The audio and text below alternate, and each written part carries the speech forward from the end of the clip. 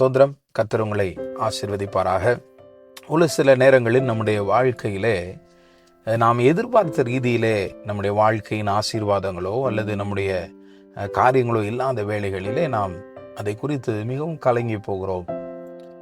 ஒரு சில நேரங்களில் நம்முடைய கரங்களில் பணம் இல்லாமல் இருந்தாலோ அல்லது நம்முடைய தேவைகள் மிகுதியாக இருந்தாலோ அது சந்திக்கப்படாமல் இருந்தாலோ நாம் பல நேரங்களில் நாம் கலங்குகிறோம், வியாகுலப்படுகிறோம், வருத்தப்படுகிறோம், வேதனையில் இருக்கிறோம்.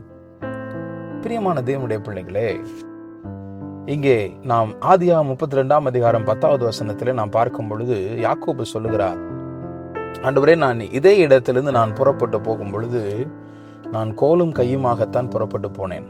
ஆனால் இப்பொழுதோ எனக்கு 2 பரிவாரங்களை நீர் எனக்கு தந்திருக்கிறீர்.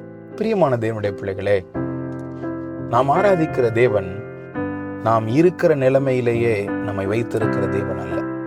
இப்பொழுது இருக்கிற வெறுமையை குறித்தோ, இப்பொழுது இருக்கிற இல்லாமையை குறித்தோ, இப்பொழுது இருக்கிற இயலாமையை குறித்தோ நீங்கள் கலங்கி போகாதிருங்கள். நீங்கள் வருத்தப்படாதிருங்கள், வேதனைப்படாதிருங்கள். என்னுடைய வாழ்க்கை இதோடு முடிந்து விட்டது, இதுதான் என்னுடைய எதிர்காலம் என்கிறதான ஒரு எண்ணத்திற்கு நீங்கள் வந்து விடாதிருங்கள். இப்பொழுது உங்களுடைய கரத்தில் ஒன்றுமே இல்லாதிருந்தாலும் நான் உங்களுக்கு சொல்ல முடியும், ஒன்றுமே இல்லாமையிலிருந்து எல்லாவற்றையும் உருவாக்கின தெய்வம் உங்களுக்கு நீங்கள் விரும்புகிறதை காட்டிலும் 2 மடங்கு அல்ல, பல மடங்கு ஆசீர்வாதங்களை தருவதற்கு வல்லமை உள்ளவராய் இருக்கிறார். அவரை நம்பி அவர் பாதையில் நடந்து அவரை மட்டும் பற்றி கொள்ளுங்கள். உங்களுடைய வாழ்க்கையில் ஆசீர்வாதம் கடந்து வரும்.